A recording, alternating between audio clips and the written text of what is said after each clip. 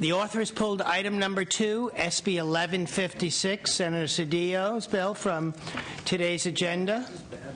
Please note that the author is accepting amendments to item number 10, ACR 106, which is Assemblymember Caballero, to conform with our committee policy that the highway segment, the measure names, be no longer than 5 miles. And we have a crack staff that went out and measured exactly 5 miles. I want to thank the staff for doing that. Thank you. That was Art Bauer, who was, and he only had a little tiny little tape measure, and he did that. And because of that work by Mr. Bauer, AB 106 is therefore now on consent. Both parties agreed to that. And with amendments on today's agenda. We're going to be taking testimony, as usual, from 2 people in favor, 2 witnesses, and 2 witnesses against each bill, with each having 3 minutes to speak. Other witnesses will be asked to state their name, organization, and positions for the record. I want to ask everybody, including the chair, to turn off your cell phone and take your conversations out of the committee hearing room, except when you're testifying. Then you must speak. You cannot have silence if you're testifying, so that we can hear the testimony presented and hear members when they cast votes. Our first author will be Senator Walk. Senator Walk, welcome to the committee.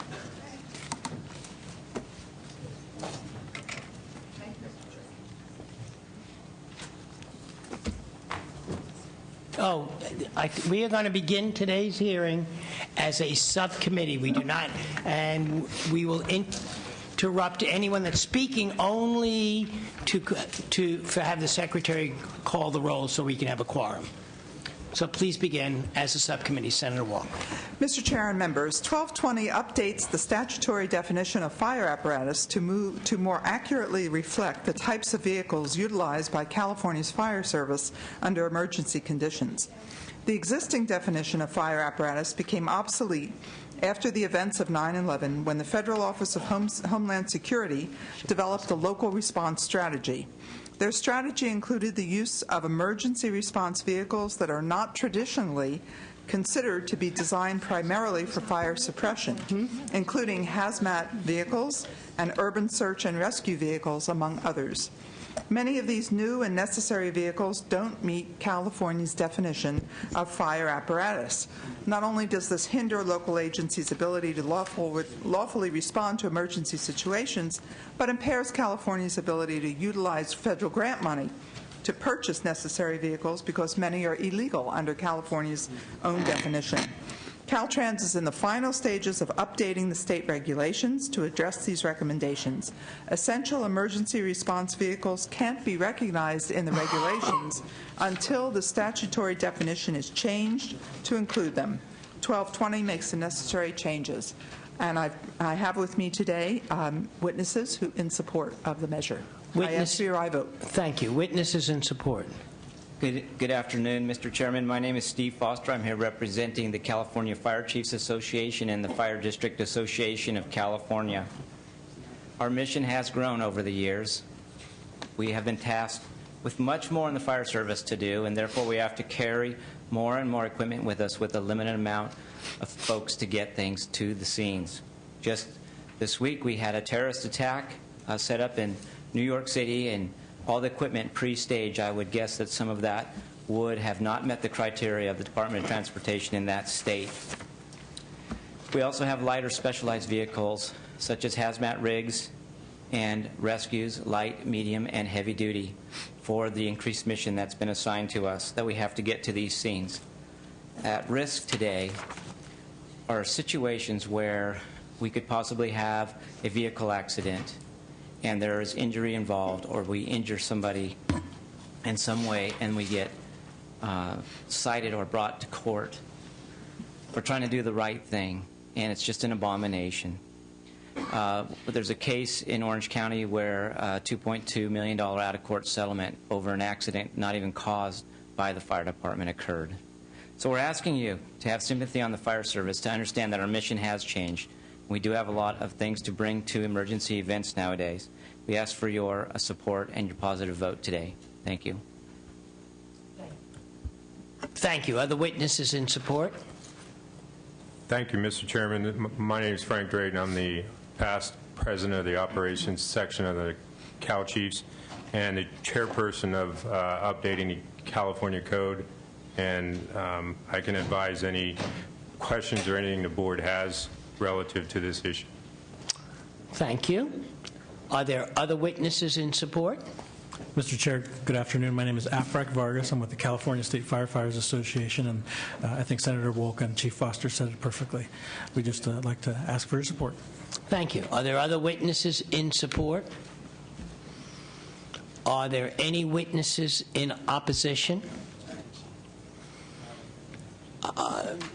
Not hearing any witnesses in opposition. Any members of the panel wishing to ask a question? I have one question, not for the author. I'm very supportive of the bill. I'm wondering, you mentioned earlier that Caltrans is updating its regulations. I wonder where Caltrans is. Is there anyone here from Caltrans? Will somebody notify Caltrans that there's a hearing of the Senate Transportation and Housing Committee and we would like them to be here? Would be very much appreciated. Is there a motion on the bill? I'll move it. Oh, we don't have a quorum. No. 1, 2, 3. We're short one vote. Thank you. Wait. You have a member. Here is, will the secretary How important you are, Mr. please Desaulniers. call the roll? Lowenthal, It's my Here. bill. It's my bill. Huff, Ashburn, Desaulniers.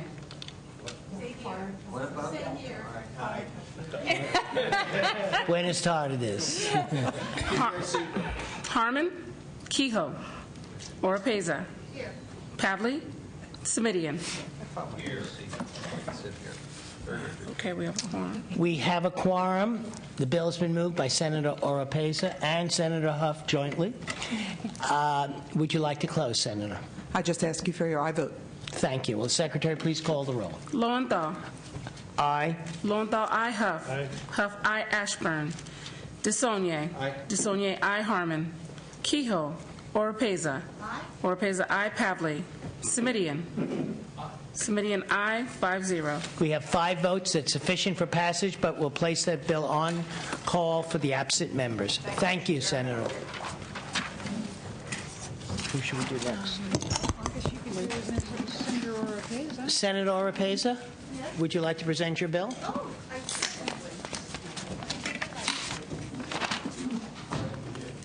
And whenever you want, we have quite a large consent calendar, you could also do that. Yeah, we'll do Wait that. till we get more numbers here if you want. Yeah, let's just do it after. Okay. Is Audrey Strickland here now? No. No, they're en route. And Price, too. Jen Gross today. His staff is here, so I think he's on the way.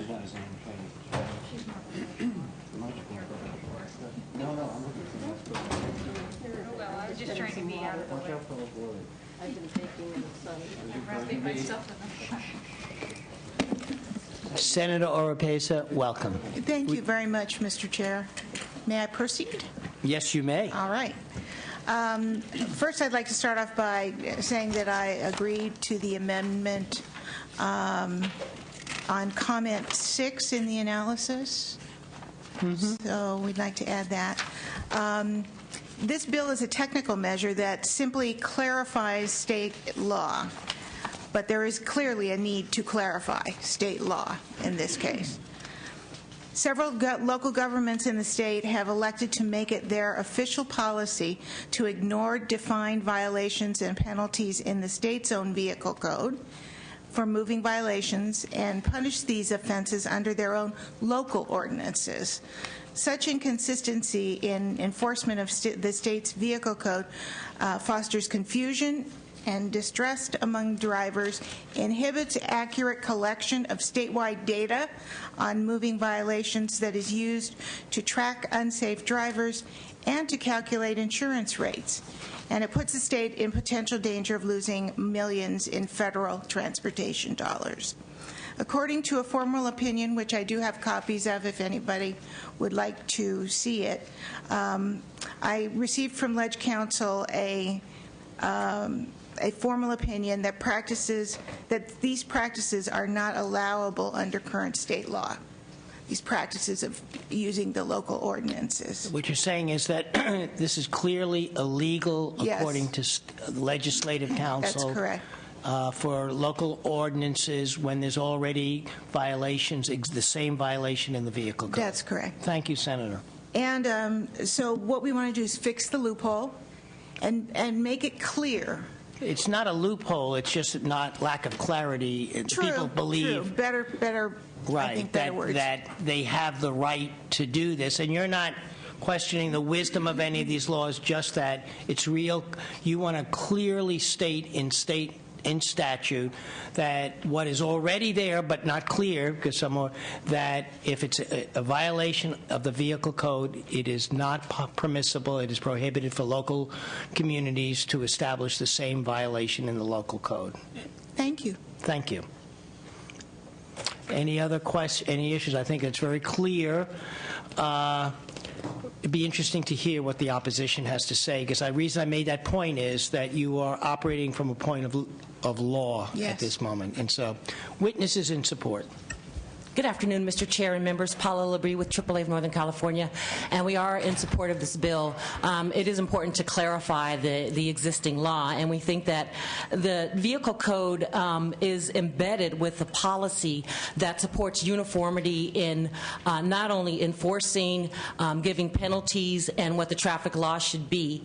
And we don't think that anyone should be able to opt out of that. So the vehicle code, the uniformity, and safety is a key issue as well.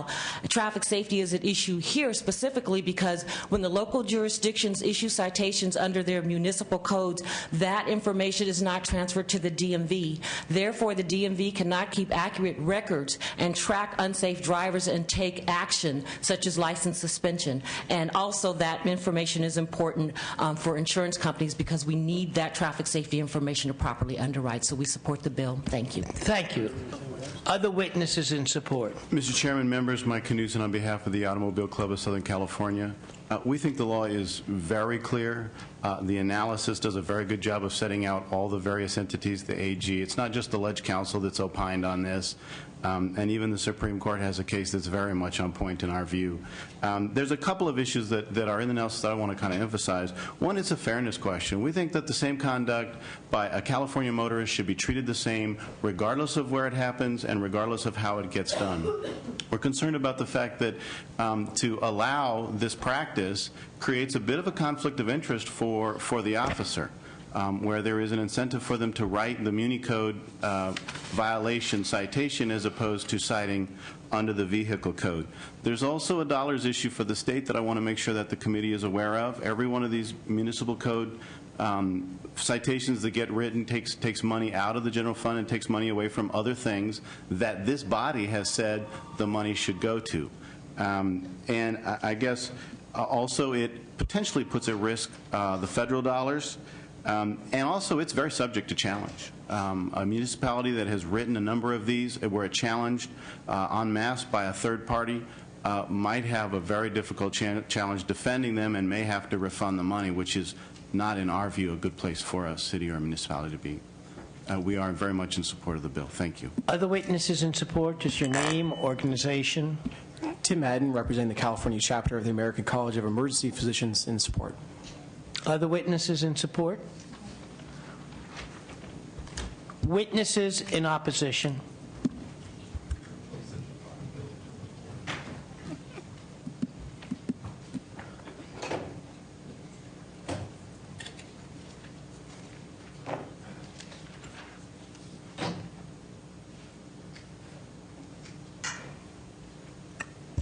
Good afternoon, Mr. Chair and members. Dorothy Holsam with the League of California Cities here in opposition today. We feel the intent of this legislation is well within reason, and we agree generally that uniform traffic enforcement is important to safe passage and to general public safety. However, the discretion given through the municipal codes to the local agencies, local law enforcement, and the courts reviewing those citations, we feel ensures an appropriate response to the citation. And unfortunately, SB 949 undermines the local discretion for a one-size-fits-all approach. Can I ask a question? I understand that point of view, and that is Why not give discretion to local municipalities? But the vehicle code is real clear that it governs the regulation of traffic throughout the state unless it expressly authorizes local governments to regulate in a specific manner, and that local authorities may not enact or enforce an ordinance which we just pointed out, which is covering a matter that the vehicle code occurs. So now, understanding this issue around flexibility, how do you deal with that it's completely illegal? I'm regretfully not a legal expert in this area. But that's what we However, do, is pass laws. Right. The one consideration, and depending on the interpretation of the statute that allows for regulation of signals and also the traffic officer enforcement, we feel there is some wiggle room there. Again, We've had all this legal opinion from the Legislative Council, from the AG, from court cases, that it's real clear. I mean, I'm not even undermining the issues that you raise, but that the legal argument seems real clear, and we're clarifying that now in statute, that it's overwhelming. I mean, you need to convince us that you're allowed to do this. Again, not being the general counsel for the league, I'd be more than happy to follow up with some specific interpretation. But from our perspective, local jurisdictions ultimately have that discretion. They ultimately have that discretion in state law? When it clearly says that unless they're authorized and if it's already in the vehicle code, they do not have that discretion? Given the 10 to 13, I believe, specific areas where the local jurisdiction can cite. Thank you. Thank you. Other witnesses in opposition? Mr. Chair and Senators, I'm Jim Votes on behalf of the Long Beach Police Officers Association, the Los Angeles County Professional Peace Officers Association, and the California Fraternal Order of Police. We believe that this proposal eliminates discretion of not only the cities but the officers in many instances, and in many local issues are not adequately addressed in the vehicle code. And if I can give you a couple of examples, you can to the average citizen, you would think that the vehicle code is very clear. First of all, it's a many page document. Very often when you pull someone over, it takes you quite a while to find the exact violation that they have committed and that you want to write them for. You can spend quite an amount of time looking for that. In any case, there's sometimes, let me just take, for example, a no left turn sign, whether it's no left turn on the signal or whatever it might say. And you pull someone over. The vehicle code requires that you be absolutely specific as to what the violation is, and you must state what the posted sign said that the people violated. Now, there are many posted signs that are dealt with in the vehicle code. If you can't find the exact one you're looking for after a reasonable period of time, it's time for the officer to get his job done and move on, and for the person that got pulled over to move on too. Whereas a local ordinance would say simply, and in Long Beach's case does say, for violating a posted sign. And you don't have to look up anything. It's just very simple. But our concerns go further than that. They go to the discipline of an officer. We want to protect the officers from getting in trouble. If this law is to pass, we have officers who've been writing municipal code violations for 5, 10, 15 years. And now all of a sudden, because the law says you can't write the municipal code violation, and it kind of, maybe either is a habit or they do it because it's more efficient, we want to protect. We don't want that officer violating the law. We don't want to have to defend them as associations with attorneys, et cetera, and it's not intended for him to violate the law. This bill would cause him to violate the law, and we just don't think that's right. If we're after cities that are abusing this, then maybe we ought to address that in the bill. Go after the cities and not take away the municipal code violations, which in many local instances are absolutely necessary because the vehicle code is not only broad but extremely specific and cannot always be satisfied with the violation. Main concern is protect the officers so they're not violating the law unintentionally. And then also there's a degree of reasonableness here for the person that does get pulled over. How long does the officer have to figure out exactly which vehicle code, which has to be specific, to charge him with when there's a municipal code readily available for them? As long as it's not abused, as long as there's a relatively low percentage, and in Long Beach's case, Mr. Chairman, it's roughly about 1%. Thank you. And that's all. So there's not a real problem here. We'll follow up on that, on you, because you do raise some issues, and I will ask the senator about that. But let's hear other witnesses in opposition. Tim Yarian, I represent 4 different clients. 2 of them are opposed, the Association for Los Angeles Deputy Sheriffs and the Riverside Sheriff Association, and we'll just concur in Mr. Vos's comments, so we eliminate that.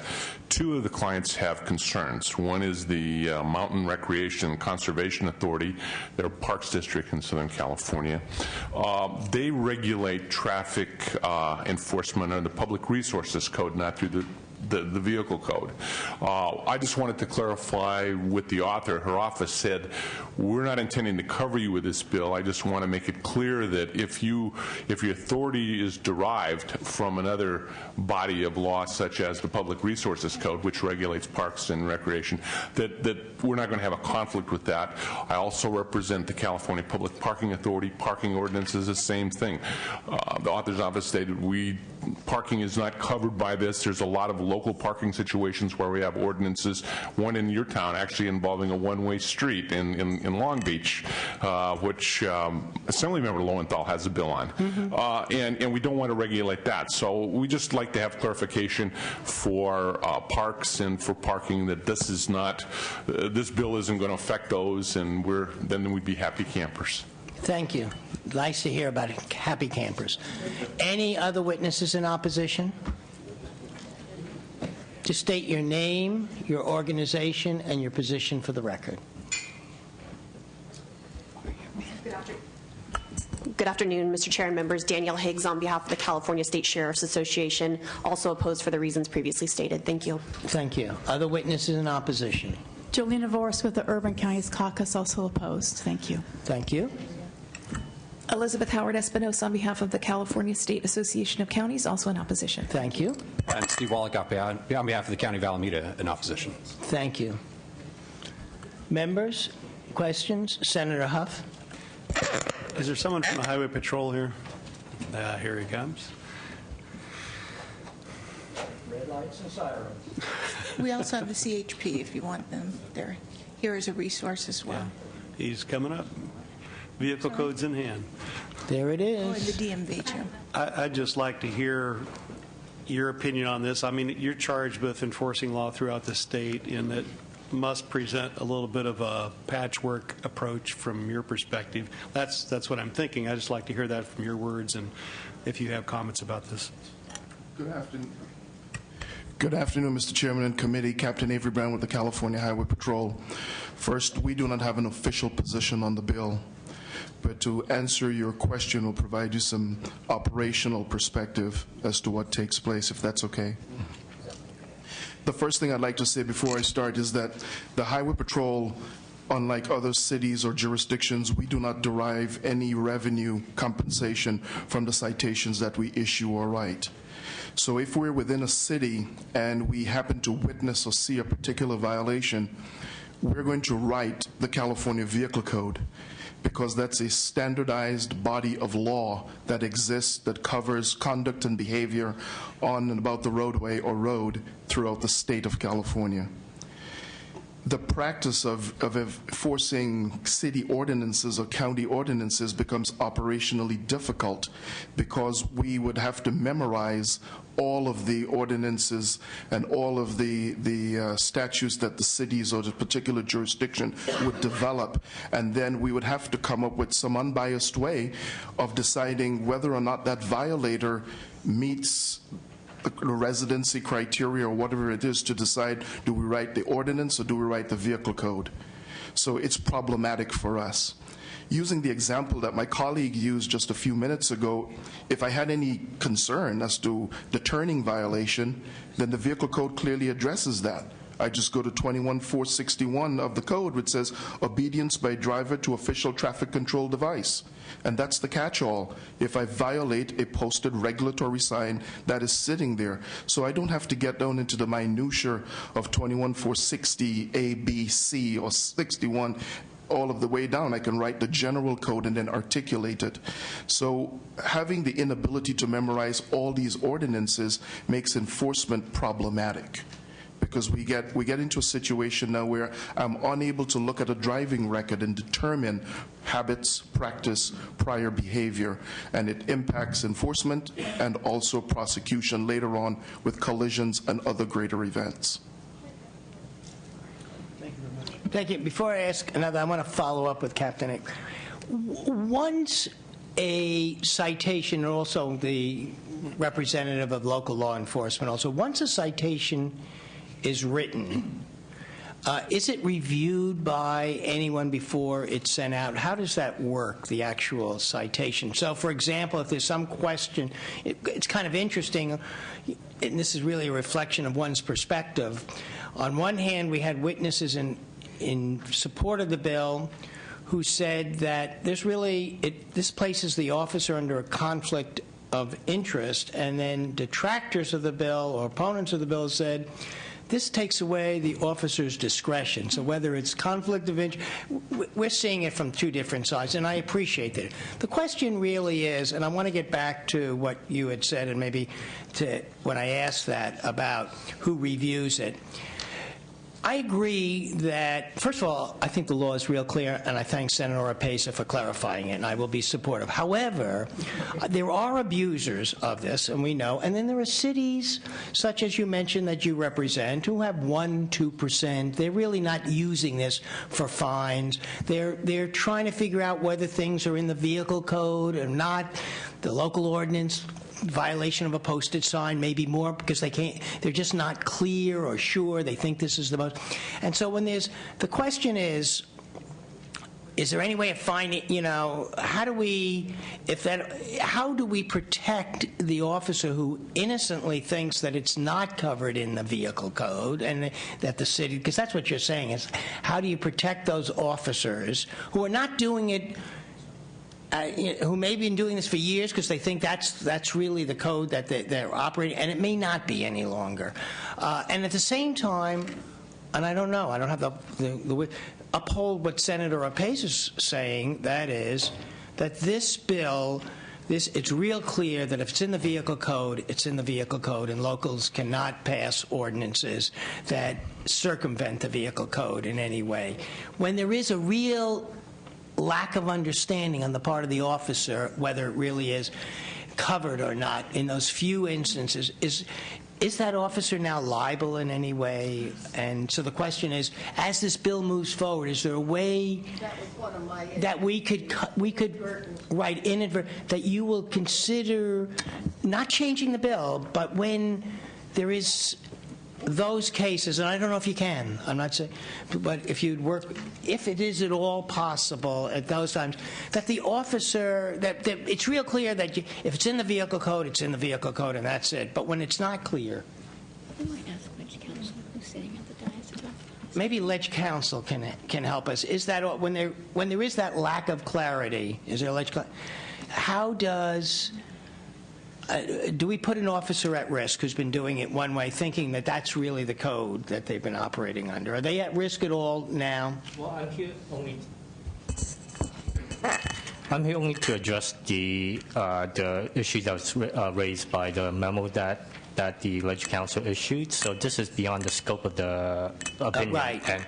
And we would need to look at that. Well, it would be helpful. Well, then what I'm going to ask you to do is and ask if you would look at that and just help the author. We're not saying she should take any, but if there is some way that, without weakening the bill in any way, that when there are inadvertent kinds of things where it is not, if that officer, who we're saying now is making a mistake, is not held liable for making that mistake. And I would just ask you to work with the author on Senator, we'd be more than happy to work with the author. But, your question explains the problem. There should not be any municipal codes that are in violation of the vehicle code.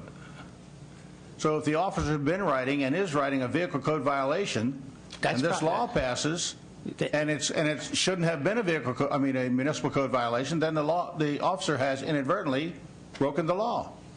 We understand. And that's the guy we want to protect. That's what we're saying as it moves.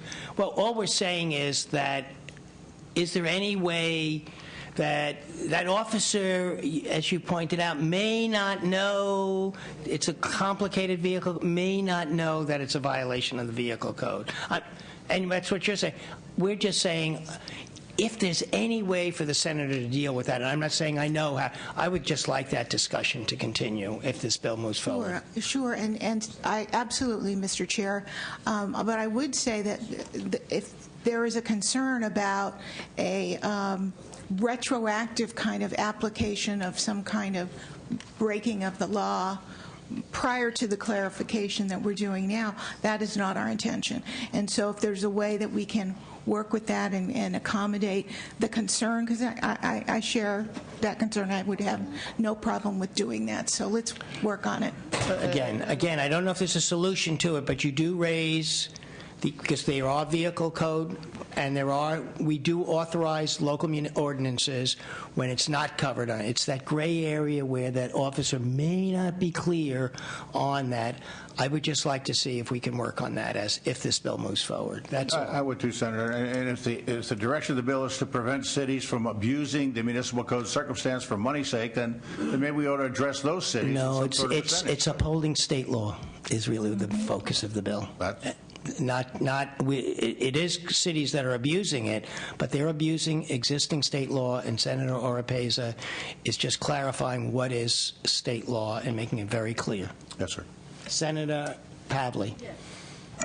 I'm not sure if this was brought up, Chair Lowenthal, but was it addressed whether the Public Resources Code or Public Parking Authority laws were covered in Senator Oropeza's bill?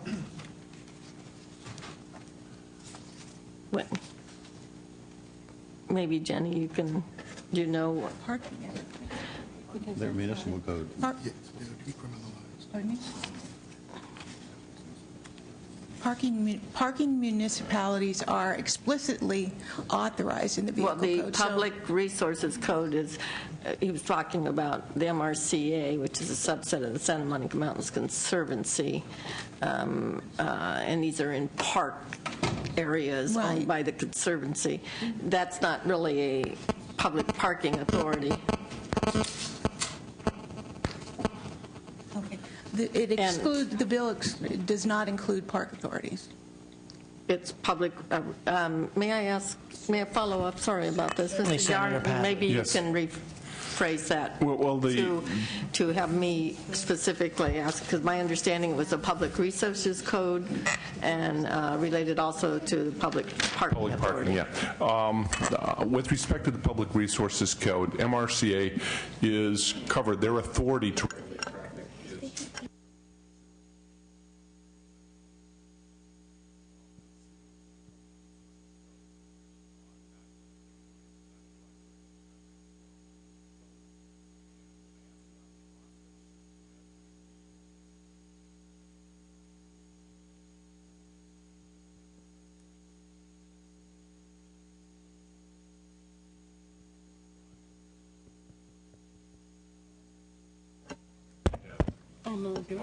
try to speak up. There we go. Whoa, there you go.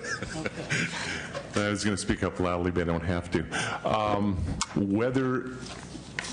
Whether the limitations in the language, where it covers the whole subject matter, whether that preempts the Public Resources Code and other things, we want to make it clear it does not preempt that. If your authority is derived outside to regulate traffic outside of the vehicle code, this bill should not affect it. And I think that's what the author's intent was. Absolutely. We just wanted to make sure that either the bill was amended or we got a letter stating this, because there's confusion as to the broad scope of Section 21 creates confusion. The lawyers are going nuts about it. You know how the lawyers are. They look at the fine language and they get very concerned and say, well, this might affect our authority or not. So I just want to have the author, if she would clarify that. And the same thing with respect to public parking, that it's not affected by this bill either, because that's again a local thing. It would be. I think those are both clear with their intent, and we're not opposing. We're concerned, and if she would clarify that, we'd be very happy. Yeah, and I would encourage. I think that the author will, and you'll work that out as the bill moves forward. We will do that. I just thought that question had been left out there, and I wanted to make sure Thank you. it wasn't your intent that it can be clarified in the language. Other than the concern about the liability for the police officer out of confusion or whatever, Right. inciting the municipal versus the state code, how is that? That can't legally be addressed till we get opinion through the... Well, we're going to hear from the Ledge Council. The senator has agreed to talk to the opposition to figure out if they can work something out about that specific issue. We're not requiring that to do. We do not have a specific amendment. We're just encouraging her to work on that issue, and she's agreed to work on that issue as the bill moves forward. And regarding the League of California Cities concern, your review of this particular law, there isn't a choice. It's a No, I think it's real clear, all the opinion of Ledge. If that, we could ask Ledge Council about your opinion. The League of Cities said they would like to have that discretion. Yet, the vehicle code itself doesn't provide that discretion. So, it's the legislature obviously can express. Right, we would need to write a law to provide for that. The discretion, but currently it doesn't. Senator, do you want to change your bill? I didn't think so, to provide that law. sir. Thank you.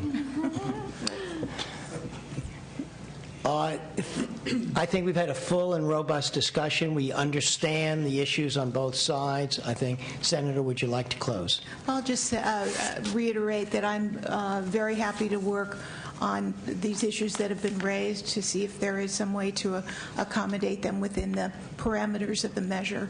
And I think that this is a very important clarification for that for the very reasons that there is confusion. So I would respectfully ask your aye vote on this measure, and I commit to continue working on it. Thank you. Is there anyone who wants to move the bill as amended? I'll move the bill. Bill's been moved by Senator Ashburn. Will the Secretary please call the roll? As amended. Lowenthal. Aye. Lowenthal, aye. Huff. Aye. Huff, aye. Ashburn. Aye. Ashburn, aye. DeSaulnier. Harmon. Kehoe. Aye. Kehoe, aye. Oropeza. Aye. Oropeza, aye. Pavley. Aye. Pavley, aye. Semidian. 6-0. Bill has 6 votes, sufficient for passage. We're going to place it on call for the absent members. Thank you. Very much. And Senator Lowenthal, I'll be watching this as it moves through, and I assume some of these issues will be addressed before it gets to the floor. Item number 24. Item number 4, Senator Price, SB 1341. Well, I know we were out for the...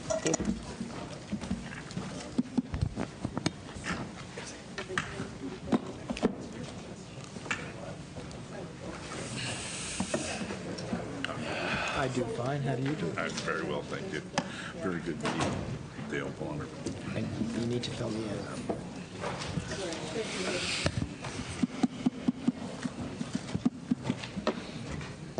You may begin, Thank Senator. you, Mr. Chairman. It's a pleasure Members. to have you here. It's a pleasure to be here. Mr. Chairman, let me begin by offering to a couple of authors' amendments to address the issue raised in point 4 in the committee analysis. And so I propose on page 5, delete lines 33 through 40. That's the definition of a small business. Correct. Gross income. And to delete lines 1 through 4 on page 6. We will accept those as author's amendment. This will address the concerns raised in the analysis by removing all language that would have proposed a statutory gross receipts limit within the definition of a small business, thereby relying on the federal definition of small business. Right. And I want to thank the staff for their work and assistance in this effort. This bill will allow the Los Angeles Metropolitan Transit Authority, LA Metro, to grant a 5% preference to the lowest responsive and Senator, excuse me, I apologize. Did you accept, in comment number 2, the committee on page 3, line 35, to strike design build and insert instead for the construction component of a design build? I'm sorry, which? Team. The amendment that we had asked for was on page 3 of the bill, line 35, to strike the word design build and insert instead Yes, we accept that. Thank you. Okay. You may move forward. Okay. The bill will grant a 5% bidding preference to the lowest responsive and responsible bidders or best value proposers who are certified as small business enterprises. Finally, the bill will require the lowest responsive and responsible bidders or best value proposers to use good faith efforts to meet the goals relating to the participation of small business enterprises.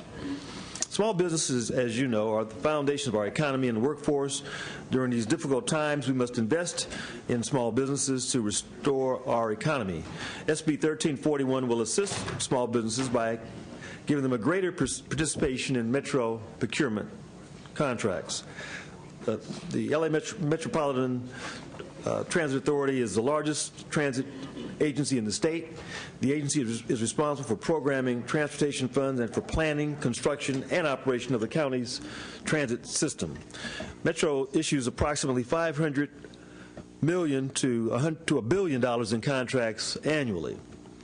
With the passage of Measure R and the availability of economic stimulus funds, Metro will be making significant investments in transportation infrastructure. Senate Bill 1341 would allow greater participation by our local small business community by providing a bonus to contractors who include small businesses in their proposals. I believe the passage of 1341 will make the necessary improvements to Metro's current contracting statutes that will foster even greater small business inclusion in Metro's procurement process. SB 1341 will broaden small business opportunities for all non-federally competitively bid contracts. Once approved, the legislation will encourage prime contractors to partner with small business owners to compete in major contracting procurements. And we have today representatives from the Metropolitan Transit Authority, Mike Turner, Government Relations Manager, who will speak for the sponsor. Thank you. Thank you, Senator. Michael Turner on behalf of the LA County Metropolitan Transportation Authority. As the Senator mentioned, this SB 1341 will allow Metro to implement a small business program on our non-federally funded competitively bid contracts. It's an important measure for Los Angeles County because it'll give us an opportunity to assist small businesses who are at the heart of Los Angeles County's economy. The measure was based largely on the state statute, which authorizes the state departments to pursue small business programs. So that's where we based our bill, and we'd like to encourage your support. And seated next to me is Richard Chastain from LA County Council, who's available for any questions. Thank you. Other witnesses in support?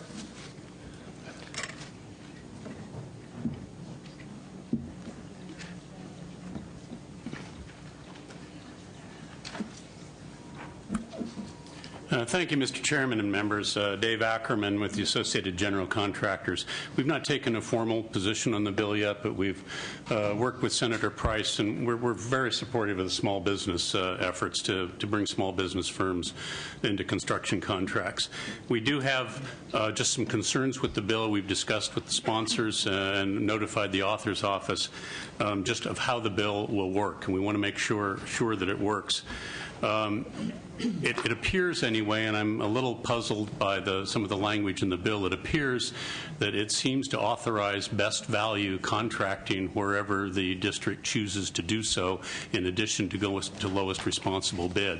When you go to best value, if that's the intent of the bill, like you do with design build, you spell out very specifically what criteria is used in best value. And if that's the intent of the district, we'd like to work with them in defining that criteria. We think best value has a very practical application in construction because it does actually give you not just lowest price, but best value can be part of that price as well, and that's very important, but we'd like that spelled out. The other things we're concerned about in the bill, we've had quite an effort with the Department of General Services up here dealing with disabled veterans, as Senator Price, I think, is fully aware, to where General Services maintains a list of DVBE contractors we can use. In this bill, the wording, I believe it's on page 4, line 35 of the bill, it says that MTA, to the best extent possible, shall give contractors a small business list that they can use. We think that the MTA should be required to give that list and required to certify those small business contractors, so that we're for sure dealing with small businesses that in fact meet the certification requirements as now defined in the bill for small business. We also have several other issues that we've committed to discuss and work with MTA on. We do believe with the general purposes of the bill, but we think that the language can be cleaned up a little bit, especially with the amendments the committee just took to, we'll work on those as the bill moves along in the process. Thank you. Are there any witnesses in opposition? The bill's been moved by Senator Pavley as amended. Any questions from members of the panel? Senator Price, would you like to close? Just that I think this will be another tool in the toolbox for MTA, and I respectfully ask for your aye vote. Will the Secretary please call the roll? SB 1341 as amended. Lowenthal. Aye. Lowenthal, aye. Huff. Aye. Huff, aye. Ashburn. Ashburn, no. DeSaulnier. DeSaulnier, aye. Harmon. Harmon, aye. Kehoe. Kehoe, aye. Oropeza. Pavley. Pavley, aye. Simidian. Simidian, aye. 7-1. Bill has 7 votes, Senator, sufficient for passage, but we're going to hold the roll open for the absent member. Thank you.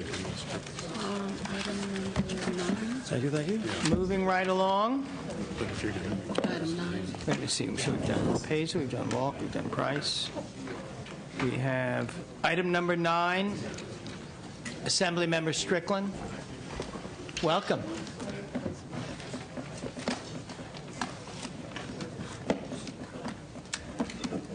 Good afternoon. Good afternoon. You may begin. Thank you, Mr. Chair and members, to present the Bill AB 1155. Simply, this bill will allow law enforcement to enforce additional sections of the vehicle code in private parking lots.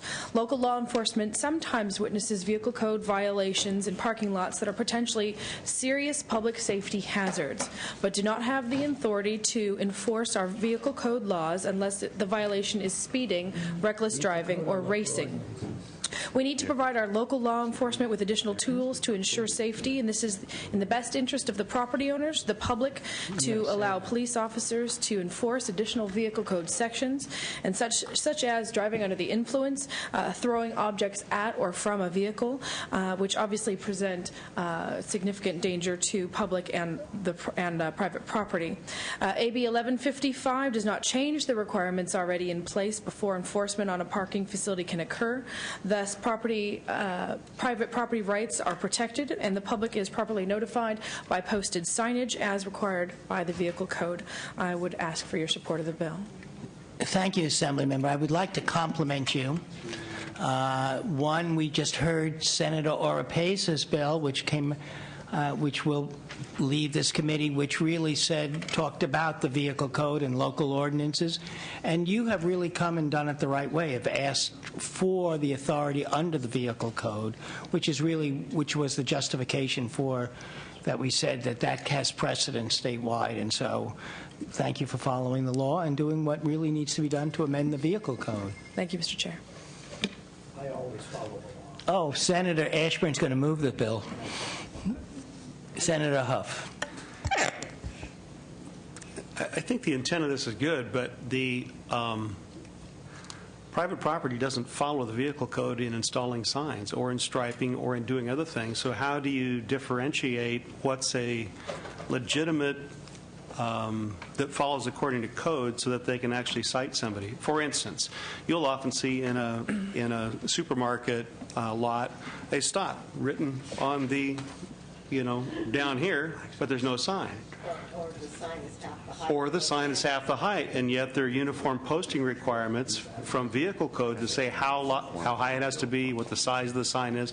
Often they'll buy signs from a legitimate, that's the right size, but they don't post them at the right height. So. The additional code sections that are going to be added to the vehicle code include throwing substances at vehicles, drinking while driving, drinking in a motor vehicle, possession of marijuana or an open container while driving, child passenger restraint equipment, and failure to obey signs and signals. So if there are sort of irregular signs that are up. I believe that part on signs and signals has been eliminated from the bill. Okay, so then that would It be has excluded and wouldn't be something that would need to be enforced by the local law enforcement. No, I think you already. It was taken out. It was taken out, I think, because of the very reasons that Senator Huff is raising, and that signs or that are put on are not covered under this at all in any way. Okay, so the instances that you referred will be specifically allowed to be enforced on private property. Correct. What if the private property owner doesn't want them to be enforced on his property?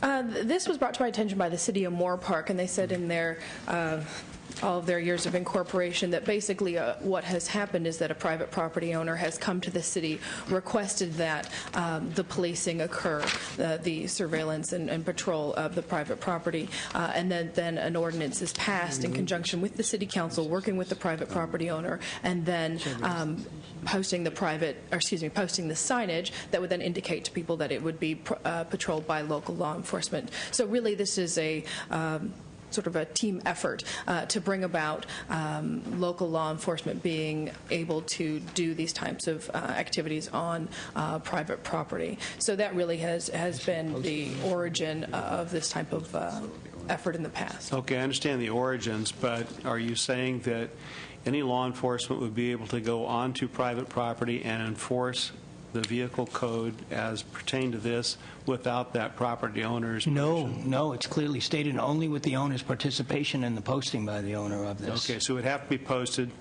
in And there's some also way a that's public worked out hearing. with local government. Yes, So that it's and there's also a public hearing and all of that before any of that. The owner is an active participant in this and can only those that are actively participating in posting. Right. Okay, got it. Thank you. Thank you. The owner has to be an active participant, Senator Pavley. Sitting outside your car. But I think that's an important issue, and I think it's been clarified in this. Are there witnesses in support? Good afternoon, Mr. Chair and members. Good Dorothy afternoon. Holcomb, League of Cities. We are pleased to be in support of this measure. We feel it's a small extension of local authority to really address public nuisances and public health and safe threats. So we ask for your vote. Other witnesses in support? Mr. Chair, members, Hugh Bauer on behalf of the City of Burbank. We are also in support. Thank you. Are there witnesses in opposition? Are there members of the panel who wish to raise any additional issues? Is there a motion on the bill? Oh, Senator Ashburn, I didn't see you. Way back before tailgate. Way back. Oh, Senator Ashburn moved the bill. Thank you.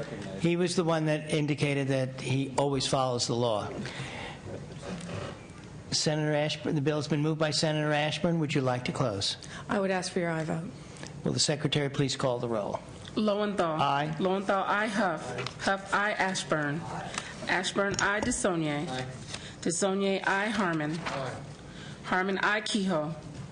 Kehoe, aye. Oropeza. Pavley. Pavley, aye. Simidian. Simidian, aye. 8-0. That bill has sufficient votes for passage, but we're going to place it on call for the absent member. Thank you, Mr. Chair. We have, I think most of the members are here. We have one more bill to present, Senator Simidian, but before we do that, let's call the roll on the consent calendar. Mr. Chairman? Yes? I had a question about the consent calendar. Yes. And, you know, all of the bills on the consent calendar deal with naming sections of Right. highways as memorial highways and things of that nature.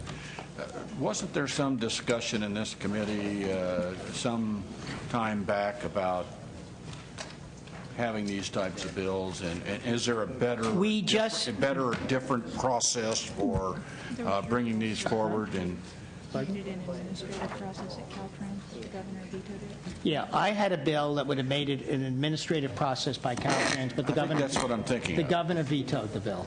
Oh, he vetoed the bill. But I'd be glad to support and help any member that wants to reintroduce that bill.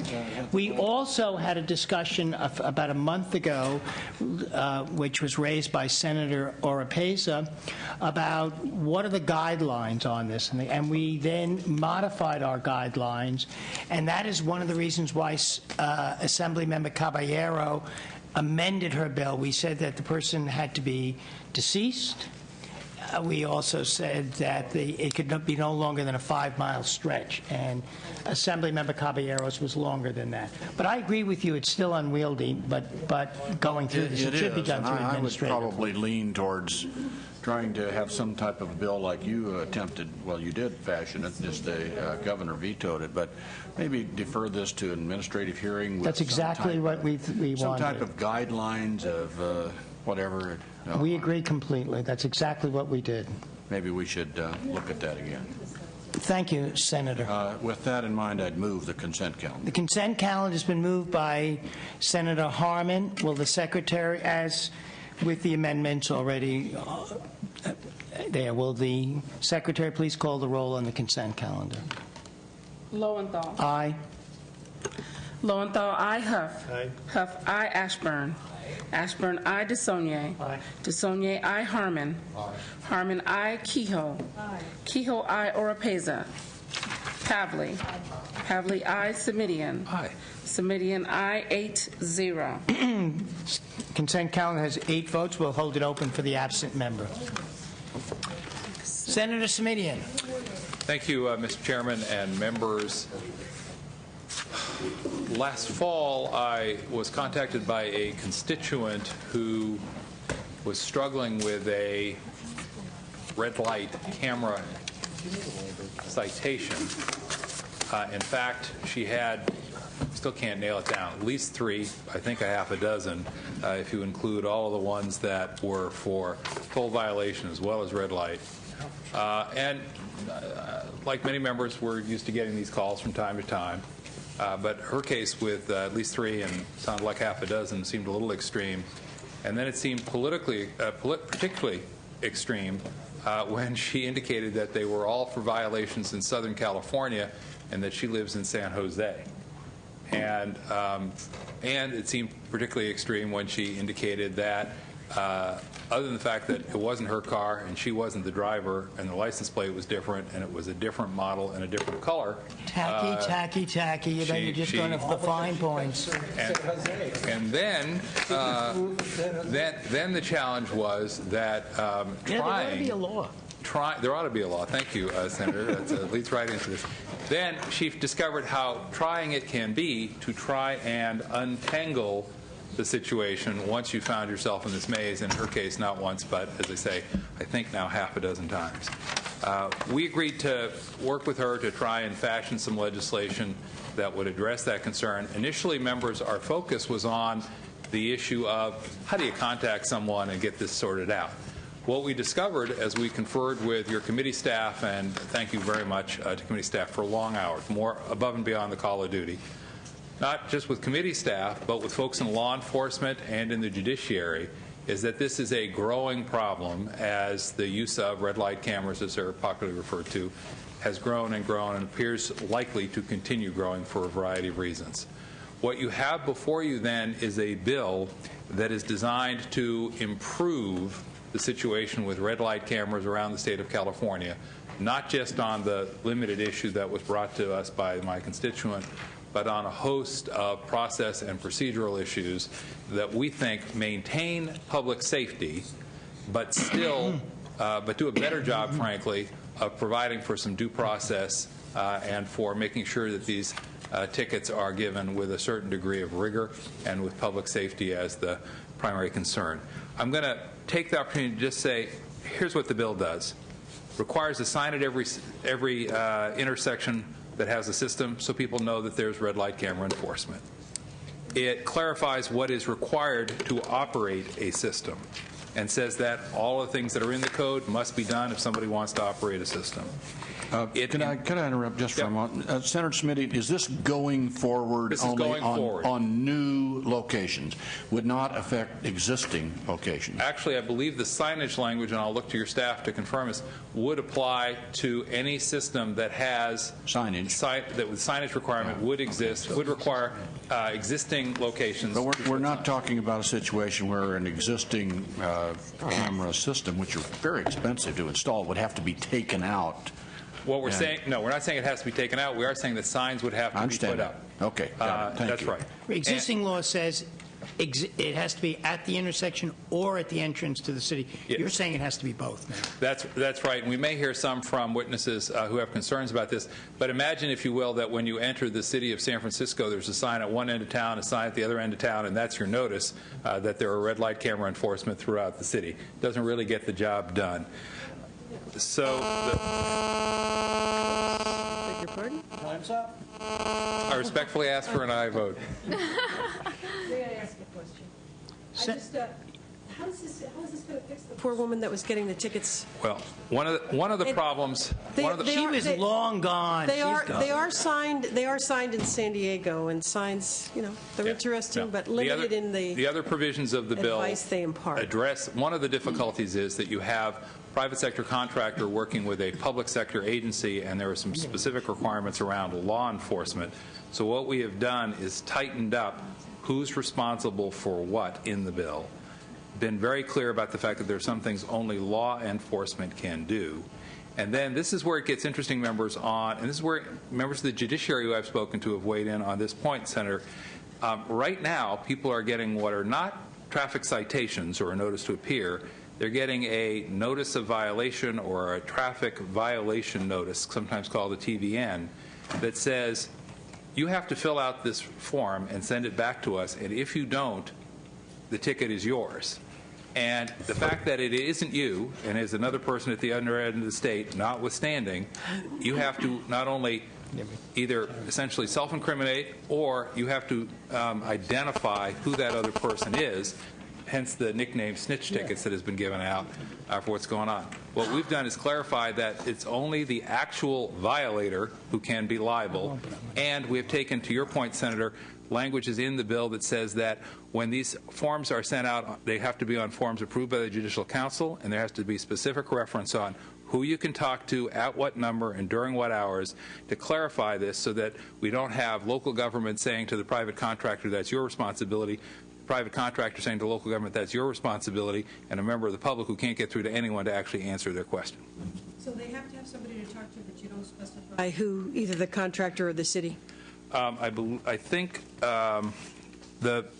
it has to be the city, apart from the existing law, and the reason for that is that the city is the only. They have the power to cite. And they have the power to essentially eliminate the citation and say, oh yes, we're sorry, that's a 20-year-old man, not a 60-year-old woman, and it's a different model and a different color. Our bad. We take it off. Okay, thank you. Senator Pavley, you look puzzled. No, That's not you. I just wanted to add on to Joe Simidian's storytelling here. My mother, who's 88 years old, went through this exact problem a year ago, and she got a ticket for going over the Bay Bridge and trying to explain that she doesn't drive further than 5 miles from her house in any one direction. But it took her a long, long time, one, to get through to anyone, who to call, how to explain it. You were never there, hadn't been in San Francisco in 20 years, let alone driving there. And so it's become a problem on how they, My wife had the same cite thing. people, and whether it's from misreading the license plate. I'm not sure exactly what the problem is. In this case, it was a D and an O that looked the same. Okay, fair enough. But again, as I say, the model and the color were different, except that information isn't available to the folks who are actually contracting because they can get the make, but that's different from the model and the color. And you're not going to show up to court 500 miles away. That's the problem. So you have to pay the fine. I mean, my mother had no idea what to do. That's right. And so the notion here, members, is that if we are more rigorous about making sure, first of all, that people don't install these cameras unless there's a bona fide safety concern that's documented, which the bill requires. And then if we are more rigorous about saying, let's set up a system that makes it more likely that you'll get the right person. And then if we are fairer in terms of process by saying the forms have to be approved by Judicial Council.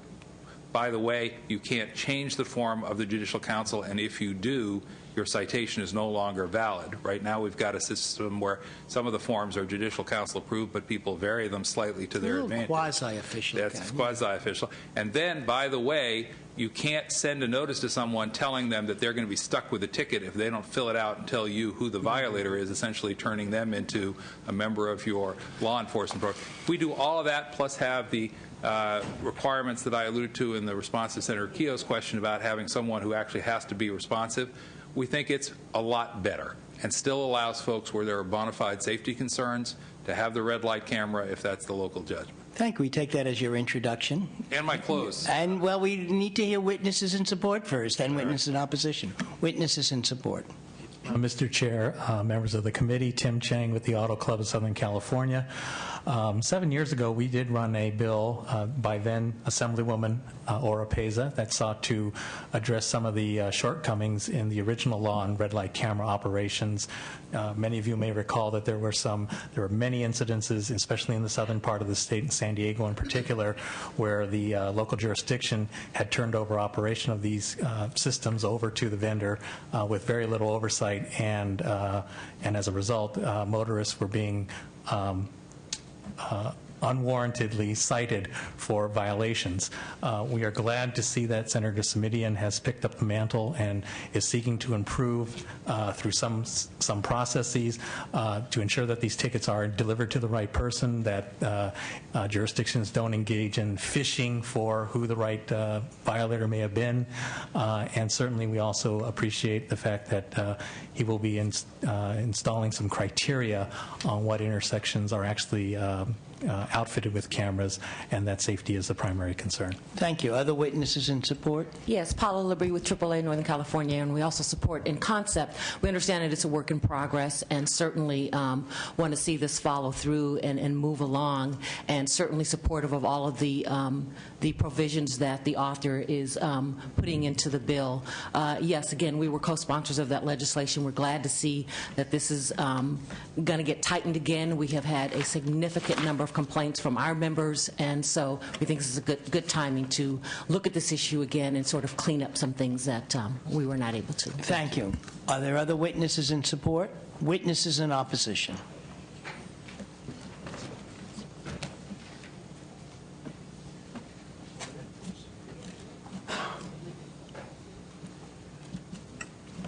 Good afternoon, Dorothy Holzem, League of California Cities.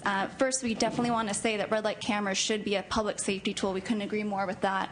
But we really do have concerns about the potential cost of the signage requirement, which would state that not only do you have to have it at the intersection, but every main entrance, freeway, bridge, expressway, which could be for some larger jurisdictions, hundreds if not thousands of signs. The cost for not only installing them but maintaining them could by de facto make this an impossible system for a local jurisdiction to use.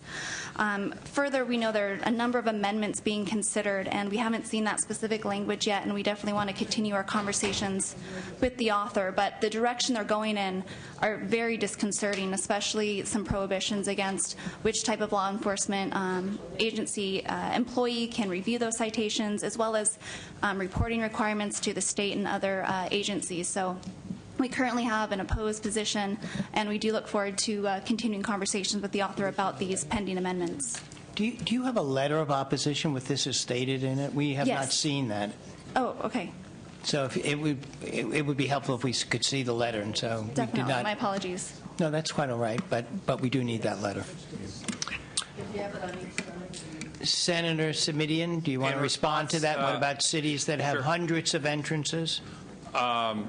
Happy to, as a gesture of good faith, and because it's a legitimate argument, and because members are expressing concern, say, put the signs at the, what we've got right now is the either or, and that has allowed cities that have only a few entrances to essentially not let you know when you're approaching an intersection. But we'd be happy to take an amendment here in committee today that says, put the signs where the actual camera system is, and then you don't have to put them at the entrance to the cities. Happy to take that. Thank you. Would that help? That certainly addresses a major concern, and we would still want, of course, to look at the pending amendments to see what other impacts it would have on city funding and the ability for cities to use the red light camera systems in their jurisdiction. Thank you. Are there any other witnesses in opposition? And we will take that also as an author's amendment, Senator. Senator Huff. Yeah, I'll just say I'm not a big fan of red light cameras, and I think the direction that you're taking this is a healthy one. I think for me it started getting triggered a little bit as we were actually looking at a little more onerous bill earlier this year that would allow midway cameras for speeding and putting speeding cameras on this, but it comes back down to local jurisdictions are looking for revenues, and there's different ways to get it, and I think this is focusing on what it should, and that's public safety. So I'm pleased to support your bill today. Don't let anybody know that this is, don't like it to happen too often. For the record, Mr. Chairman, the bill is not double joined with my hands-free bill. Just wanted to assure the members of that. Is there a motion? Is there a motion on the bill? I would move that. Senator Huff moves the bill as amended, as significantly amended. Would you like to close, Senator? It's been a long day, members. I asked for an aye vote. Yes. Yes. And he's already. We went through the list of amendments. We'll put that entrance. We'd be happy to. No, seriously, happy to. Well, now that we're into it, Mr. Chairman, just briefly, I think Senator Huff's comments are really spot on in that it almost doesn't matter whether you're pro-red light camera or anti-red light camera. If we're going to use the tool, that we ought to use it properly and mindful of the due process rights that are part and parcel of any public safety effort. And I think, we're trying to find that sweet spot. I think we're pretty close. And I'd be happy to take co-authors, since we are taking these significant amendments, from any member of the committee who'd like to be listed as a co-author. I see. So happy to incorporate. Right now, Senator Ashburn is proud to be a co-author. Thank you very much. And Senator Huff moves the bill as amended. Will the Secretary please call the roll? Lowenthal. Aye. Lowenthal, aye. Huff. Aye. Huff, aye. Ashburn. Aye. Ashburn, aye. DeSaulnier. Aye. DeSaulnier, aye. Harmon. Kehoe. Aye. Kehoe, aye. Oropeza. Pavley. Pavley, aye. Semidian. Aye. Semidian, aye. 7-0. Bill has 7 votes. That bill is out. Let's open the roll for the absent members on the other bills. I just had one comment on that last bill. I had heard of 2 out of 10 of my cities on that particular issue relating to red light cameras, and well, that's what I wanted to. So I'll get back to you if there's other percolating issues out there. I'm not sure what League of California Cities only mentioned the signage issue. That wasn't their concern. Senator, she's not coming back.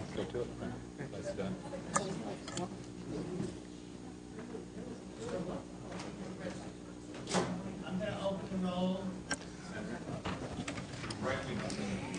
We're going to leave the last measure on call as we were opening the roll on all the on call, and then we'll close it as we go through. Let's go. Members who wish to add on to votes in Senate Transportation and Housing, please come to the committee room. And if you don't know where the committee room is by now, too bad.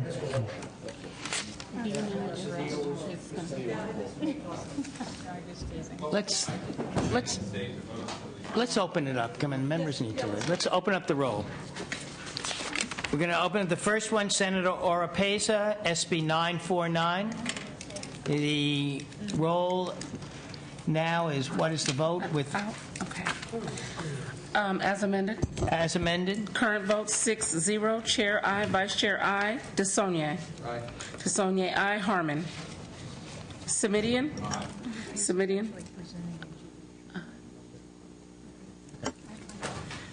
8-0. Bill has 8 votes. That bill is out. Next bill is SB 1220, Senator Walk. Current vote is? Current vote 5-0. Chair aye. Vice Chair aye. Ashburn. Aye. Ashburn aye. Harmon. Kehoe. Aye. Kehoe aye. Pavley. Aye. Pavley aye. 8-0. Bill has 8 votes. That bill is out. Next bill, SB 1341, Senator Price. Current vote? Current vote 7-1. As amended. Current vote 7-1. Chair aye. Vice Chair aye. No, Vice Chair. Oh, yeah, Vice Chair aye. You're right. Oropeza. 7-1. Should I hold it open? It's going to be a while. It's very likely going to be a while. I don't want to. Okay, that's fine. Bill has 7 votes. That bill is out. Next bill, SB 1362, Senator Simitian. Current votes, as amended, current votes 7-0. Chair aye, Vice Chair aye. Harmon. Oropeza, 7-0. Bill has 7 votes. That bill is out. Next bill, AB 1155, Assemblymember Strickland. Current vote. Current vote 8-0. Chair aye, Vice Chair aye. Oropeza, 8-0. Bill has 8 votes. That bill is out. Next, we have the consent calendar. Current vote 8-0. Chair aye, Vice Chair aye. Oropeza, 8-0. The consent calendar is approved. This meeting is adjourned.